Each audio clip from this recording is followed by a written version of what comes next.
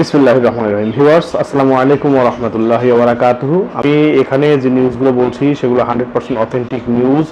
এগুলো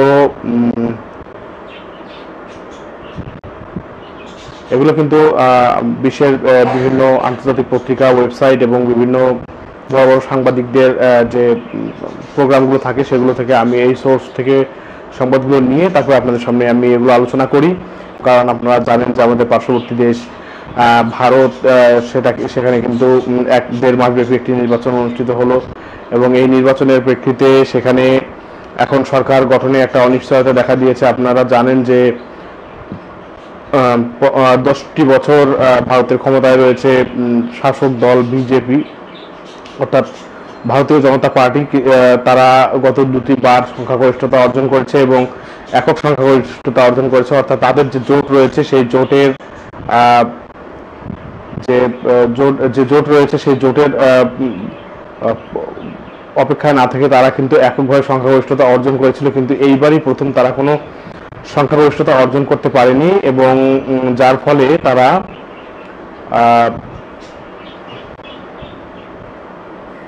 ফলে তারা কিন্তু এখন বিভিন্ন তাদের যে শরিক দলগুলো আছে এগুলোর উপর নির্ভর করে সংখ্যা গঠন করতে চাইছে। যেখানে আপনাদেরকে বলে রাখি যে ভারতের সংসদে যে আসন রয়েছে সেই আসন অনুযায়ী 274টি আসন কিন্তু প্রয়োজন সরকার গঠন করার জন্য। কিন্তু আমরা জানি যে বিজেপি 242টি মতো আসন পেয়েছে, অর্থাৎ আরো 30টি আসন তাদের প্রয়োজন এবং তাদের জোট পেয়েছে 242টি এবং বিজেপি 200 উপরে আসন পেয়েছে। তো যা হোক, এখন পক্ষান্তরে আমরা দেখেছি যে কংগ্রেস যে দলটি রয়েছে এবার তাদের অনেকটাই উত্থান ঘটেছে। তারা এককভাবে 100টি আসন পেয়েছে, 99টি বলা হচ্ছে, যা 99টি বা 100টি আসন পেয়েছে। আর তাদের যে শরিক দলগুলো আছে সেগুলো সহ সব মিলিয়ে তারা কিন্তু মোট 232টি আসন পেয়েছে। তো মোটামুটি একটা হাড্ডাহাড্ডি লড়াই হয়েছে এবং আপনারা জানেন যে এখন কিন্তু কিং মেকার বা গেম চেঞ্জার যে রাজ্যগুলো আছে এর মধ্যে আছে বিহারের যে মুখ্যমন্ত্রী আছে নীতিশ কুমার। এই নীতিশ কুমার কিন্তু ভালো একটা রোল প্লে করছে। নীতিশ কুমার এখন যেদিকে সাপোর্ট দিবে সেদিকে কিন্তু ক্ষমতা পালাবদল হবে বা ক্ষমতা চলে যাবে। তো যা হোক, যদিও বিজেপির নেতা নরেন্দ্র মোদী গতকাল বিজয়ী ভাষণ দিয়েছে এবং জনগণকে স্বাগত জানিয়েছে যে হ্যাঁ তারা বিজয়ী হয়েছে এবং তৃতীয়বারের মতো সরকার গঠন করতে যাচ্ছে বলে তারা ভাষণে বলেছে, কিন্তু ব্যাপারটা যে এত সহজ হবে না সেটা কিন্তু বিভিন্ন বিশ্লেষণ বিভিন্নভাবে আলোচনার মাধ্যমে উঠে এসেছে। তো যা হোক, এখন দেখা যাক কারা সরকার গঠন করে। কংগ্রেস আবার সরকার গঠন করতে পারে নাকি আবার মোদী ম্যাজিক আমরা দেখতে পাবো। কারণ আমরা প্রত্যেকবারই দেখেছি যে নরেন্দ্র মোদী কোনো না কোনোভাবেই কিন্তু ক্ষমতায় চলে আসে। যা হোক, এখন সবকিছু নির্ভর করছে যে বিহারের মুখ্যমন্ত্রী নীতিশ কুমারের উপরে। সে আরেকটি আছে উত্তরপ্রদেশের নাইডু। এই দুজনের উপরে কিন্তু মোটামুটি নির্ভর করবে যে এবার কে সরকার গঠন করবে এবং কে বিরোধী দলে বসবে, এটা অনেকটা নিয়ন্ত্রণ করছে। যদিও কংগ্রেসের পক্ষ থেকে গতকালকে কিন্তু নীতিশ কুমারের সঙ্গে যোগাযোগ করা হয়েছিল, কিন্তু নীতিশ কুমার বলেছে যে তিনি ব্যস্ত আছে এবং তিনি এখনই কোনো সিদ্ধান্ত জানাচ্ছেন না। তো মনে হচ্ছে যে মোদী শিবিরও হয়তো তার সঙ্গে যোগাযোগ করছে, এই কারণে তিনি দর কষাকষির একটা পর্যায়ে রয়েছে এবং এই জন্যই তিনি কিন্তু কোনো কারোর সঙ্গে এখনো জোট বাঁধবেন কি বাঁধবেন না এটা তার দর কষাকষির উপর নির্ভর করবে বলে আমরা বুঝতে পারছি। যা হোক, এখন আমি একটু চলে যাচ্ছি আমাদের উপমহাদেশের যে পরাশক্তি চীন। সেখানে চীনে আপনারা জানেন যে দীর্ঘদিন থেকে উইঘুর নামে একটা জাতি আছে। এই উইঘুর জাতিটা মুসলিম জাতি এবং তারা চীনের উইঘুর সম্প্রদায়ে বাস করে, উইঘুর রাজ্যে বাস করে, যেটাকে জিনজিয়াং রাজ্য বলা হয়ে থাকে। তো এই উইঘুর সম্প্রদায় মোটামুটি তারা বলে যে তারা তুরস্ক থেকে এসেছে এবং তারা টার্কিশ মুসলিম। তো এতদিন এটা নিয়ে তুরস্ক এবং চীনের মধ্যে একটা কিন্তু দ্বন্দ্ব ছিল যে উইঘুরদের উপর নির্যাতন করা হচ্ছে, এরকম কথাবার্তা উঠে আসছিল। কিন্তু গতকালকে যে তুরস্কের পররাষ্ট্রমন্ত্রী আছে হাকান ফিদান, যিনি সাবেক কি বলে গোয়েন্দা প্রধান ছিলেন, তিনি এখন বর্তমানে তুরস্কের প্রেসিডেন্টের সবচেয়ে কাছের মানুষ এবং পররাষ্ট্রমন্ত্রী হাকান ফিদান, সেই হাকান ফিদান কিন্তু চীন গেছেন এবং তিনি চীনের উইঘুর মুসলমানদেরকে একটা বার্তা দিয়েছেন যে চীন আমাদের শত্রু নয়, তারাও আমাদের বন্ধু এবং আমরা একসঙ্গে কাজ করব। তো চীনের যে নীতি, অখণ্ডতার নীতি অর্থাৎ এক চীন নীতি, সেই নীতিতে কিন্তু থাকার জন্য হাকান ফিদান হয়তোবা হাকান ফিদানের যাত্রাটা,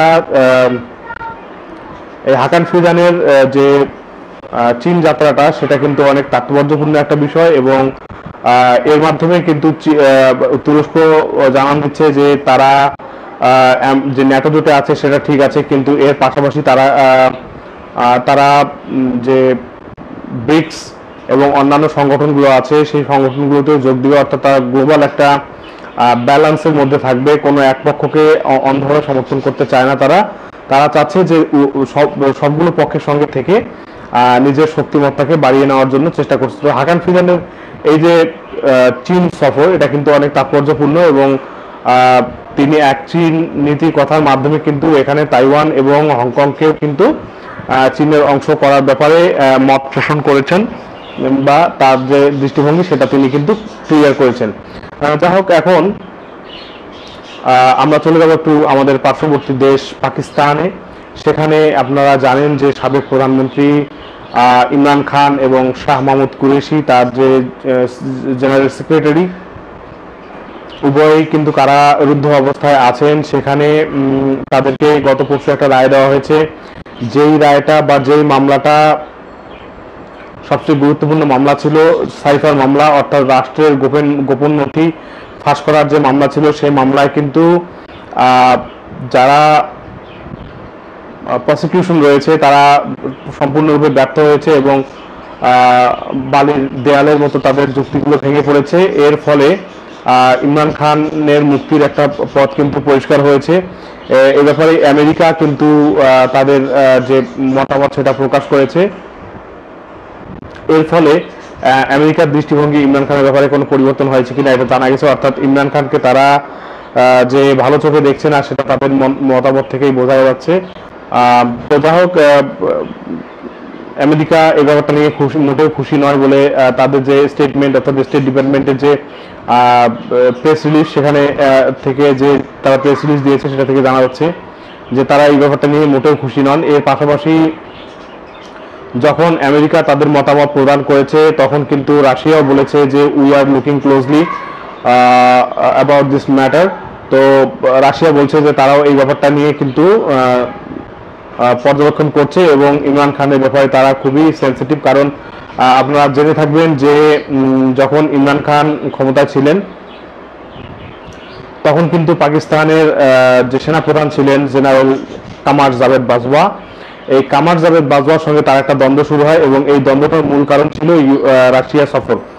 অর্থাৎ ইমরান খান যে রাশিয়া সফর করেছিলেন, তো যখন এই ইমরান খান রাশিয়া সফর করলেন, রাশিয়া সফর করার সাথে সাথে কিন্তু জেনারেল কামার জাভেদ বাজওয়া বললেন যে আমরা ইউক্রেনের পক্ষে আছি।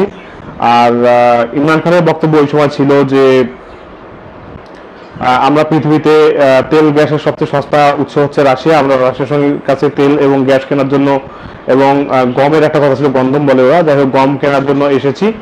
তো এই কথা বলার পর কিন্তু আমেরিকা নাখোশ হয় যে না, এটা রাশিয়া থেকে কেনা যাবে না, রাশিয়া সফরে কেন গেল, এবং রাশিয়া সফরে যাওয়ার 2 দিন পরেই কিন্তু রাশিয়া ইউক্রেনে হামলা করে দিল। সে ব্যাপারে ইমরান খানের বক্তব্য ছিল যে রাশিয়া যে ইউক্রেনে হামলা করবে সেই বিষয়টা তিনি জানতেন না বা তাকে জানানো হয়নি, বা তার আসার যখন শিডিউল হয়েছিল তখন কিন্তু রাশিয়া ইউক্রেনে হামলা করেনি। সো এই ব্যাপারে এই তার রাশিয়া সফরের সাথে রাশিয়া ইউক্রেন যুদ্ধের কোনো সম্পর্ক নেই বলে তিনি বলতে চেয়েছিলেন, কিন্তু এটা আমেরিকা মেনে নেয়নি এবং আমেরিকা নাখোশ হয়ে, আপনারা জানেন পাকিস্তানে আমেরিকা সবসময় একটা অলিখিত প্রভাব থাকে, তো এই প্রভাবটা খাটিয়ে কিন্তু ইমরান খানকে ক্ষমতাচ্যুত করা হয়। এরই প্রেক্ষিতে তার বিরুদ্ধে সাইফার মামলা, তারপরে তোষাখানা মামলা, তারপরে হলো ইদ্যতি নিকাহ মামলা, এরকম 203টা মামলা দেওয়া হয়, যার মধ্যে ইদ্যতি নিকাহ মামলা তার শেষ নিঃশ্বাস গুনছে, অর্থাৎ এটারও কনক্লুশনের কাছাকাছি চলে এসেছে। এবং কনক্লুশন দেখে, অর্থাৎ জজদের রিমার্ক দেখে যেটা বোঝা যাচ্ছে যে এই মামলায় কিন্তু ইমরান খানকে আটকে রাখা যাবে না, ইমরান খান এবং বুশরা বিবি এই মামলায় ছাড়া পেয়ে যাবেন। এরই মধ্যে কিন্তু এই যে সাইফার মামলার রায় আসলো, তো এই রায়ের ফলে ইমরান খান যে জেল থেকে বেরিয়ে আসবেন এবং তিনি যে অভিযোগগুলো করেছেন সেই অভিযোগগুলো সম্পূর্ণ সত্যি সেটা প্রমাণিত হয়েছে এবং হয়ে যাচ্ছে। এজন্যই কিন্তু পিডিএম সরকার এবং এস্টাবলিশমেন্ট আবার চিন্তায় পড়ে গেছে এবং তারা আবার নতুন করে দুটি মামলা তার বিরুদ্ধে দেওয়ার চিন্তা করছে। একটি হলো রাষ্ট্রদ্রোহিতার মামলা, যেটা একটু ভয়াবহ মামলা হিসেবে আমি দেখছি। এটাকে বলা হচ্ছে যে একটা স্টেটমেন্টে কিছুদিন আগে ইমরান খান তার আইনজীবীর মাধ্যমে জানিয়েছিলেন যে 1970 সালের নির্বাচনে পূর্ব পাকিস্তানের যে তখনকার অবিসংবাদিত নেতা বঙ্গবন্ধু শেখ মুজিবুর রহমান, তিনি কিন্তু জয়লাভ করেছিলেন এবং তাকে ম্যান্ডেট না দিয়ে তার ম্যান্ডেট চুরি করে সেনাবাহিনী সেই ম্যান্ডেটকে অগ্রাহ্য করেছিল, যার ফলে কিন্তু পাকিস্তান দুই ভাগে বিভক্ত হয়ে যায়। পূর্ব পাকিস্তান অর্থাৎ আমরা বাংলাদেশ হয়ে যায় এবং তারা পশ্চিম পাকিস্তান অর্থাৎ পাকিস্তান থেকে যায়। এই জন্য ইমরান খান সে সময় যে সেনাপ্রধান ছিলেন জেনারেল ইয়াহিয়া, তাকে দায়ী করে বক্তব্য দেন এবং এই তাকে দায়ী করে বক্তব্য দেওয়ার ফলে কিন্তু পাকিস্তান সেনাবাহিনী খেপে যায় এবং তারা কিন্তু ইমরান খানের বিরুদ্ধে দেশদ্রোহিতার মামলা করার কথা ভাবছে। তো দেখা যাক অবস্থা কোন দিকে যায়, ইমরান খান কি মুক্তি পাবেন নাকি আবারও তাকে কোনো ষড়যন্ত্রমূলক প্রহসনমূলক মামলায় গ্রেপ্তার করা হবে। তো যতদিন পর্যন্ত ইমরান খান জেলে থাকবেন ততদিন পর্যন্ত পাকিস্তান কিন্তু আরো অর্থনৈতিক দিক থেকে, সামরিক দিক থেকে, বিভিন্ন দিক থেকে পিছিয়ে যাবে। আমরা দেখতে পাচ্ছি ইমরান খান যখন ক্ষমতায় ছিলেন তখন তার জিডিপি ছিল 6%, গ্রোথ ছিল 6%, সেটা নেমে এখন -2%-এ চলে এসেছে, অর্থাৎ আরো 8% কমে গেছে। তো সবাই এটা মেনে নিচ্ছে যে ইমরান খান ক্ষমতা থাকলে আজকের এই অবস্থা হতো না। যা হোক, সেটা সবাই বলে দেবে কতদূর কি হবে না হবে। তো আরেকটা বিষয় সেটা হলো যে আমাদের যে পবিত্র ভূমি আছে গা, ওই যে যা, সেখানে যে যুদ্ধটা চলছে সেই যুদ্ধে কিন্তু এখন দখলদাররা পুরোপুরি ফেঁসে গেছে, তারা সেখানে যুদ্ধ করতে পারছে না, প্রতিনিয়ত তারা সেনা হারাচ্ছে, প্রতিনিয়ত তারা ট্যাঙ্ক, বুলডোজার, বিশেষ করে তাদের যে গর্বের জায়গা মার্কাভা এবং তাদের যে T9 বুলডোজার গুলো রয়েছে সেগুলো প্রতিনিয়ত মুড়ির মতো উড়িয়ে দিচ্ছে প্রতিরোধকারী সংগঠনগুলো। তো দখলদাররা ভেবেছিল যে চুক্তি না করলে সম্ভবত তারা এটা মেনে নিবে এবং পরাজয় স্বীকার করে নিবে বা তারা ওই যে মাস সংগঠনটাকে নিঃস্ব করে দিতে পারবে, কিন্তু এটা সম্ভব হলো না। এটা এখন তারা চাইছে যে এই যুদ্ধ থেকে বেরিয়ে যেতে, কিন্তু ওই যে মাস কিন্তু এখনো তাদের যে মতামত সেটা কিন্তু জানায়নি, যুদ্ধবিরোধী ব্যাপারে তারা কি ভাবছে সেটাও কিন্তু তারা বলেনি। এদিকে লেবানন থেকে হিজবুল্লাহর আঘাতে যে আঘাত এনেছিল সেই আঘাতের ফলে কিন্তু দখলদার দেশটির হাজার হাজার একর জমি পুড়ে ছারখার হয়ে গেছে। দিনরাত প্রচেষ্টা করে তাদের দমকল বাহিনী এই আগুন নিভাতে পারছে না এবং তারা হুমকি দিয়েছে যে লেবাননকেও আমরা এভাবে পুড়িয়ে ছারখার করে দেবো। এবং একটা পর্যায়ে তাদের যে গোপন সংস্থা রয়েছে অর্থাৎ গোয়েন্দা সংস্থা রয়েছে মোসাদ, তার প্রধান কিন্তু হিজবুল্লাহর যে নেতা রয়েছে প্রধান হাসান নাসরুল্লাহ, তাকে হত্যার হুমকি দেয় এবং বলা হচ্ছে যে আগামী মাসের মাঝামাঝি সপ্তাহের মধ্যে একটা সর্বাত্মক যুদ্ধ হিজবুল্লাহ এবং দখলদার দেশটির মধ্যে শুরু হয়ে যেতে পারে, এমন একটা আভাস কিন্তু অলরেডি পাওয়া যাচ্ছে। দ্যাট মিনস গাজা যুদ্ধটা শেষ হওয়ার পরপরই কিন্তু হয়তোবা আমরা একটা যুদ্ধ দেখবো, সেটা হিজবুল্লাহ এবং দখলদারদের মধ্যে সংঘটিত হবে বলে আমরা মনে করছি। এদিকে ইরানের যে পররাষ্ট্রমন্ত্রী আছেন, নতুন পররাষ্ট্রমন্ত্রী, তিনি গতকাল হিজবুল্লাহর যে প্রধান আছেন হাসান নাসরুল্লাহ তার সঙ্গে দেখা করেছেন এবং একটা বৈঠক করেছেন। সেই বৈঠকে অনেকগুলো বিষয় নিয়ে আলোচনা হয়েছে এবং এই বিষয়গুলো এখনো তারা ফ্ল্যাশ আউট করেনি। এটা ফ্ল্যাশ আউট করলে আমরা হয়তো বাইরে জানতে পারবো, এখনো জানা যাচ্ছে না যে কি বিষয়। তবে এখানে যে অবশ্যই দখলদারদের কথা আলোচনা হয়েছে এটা নির্বিঘ্নে বলা যায়।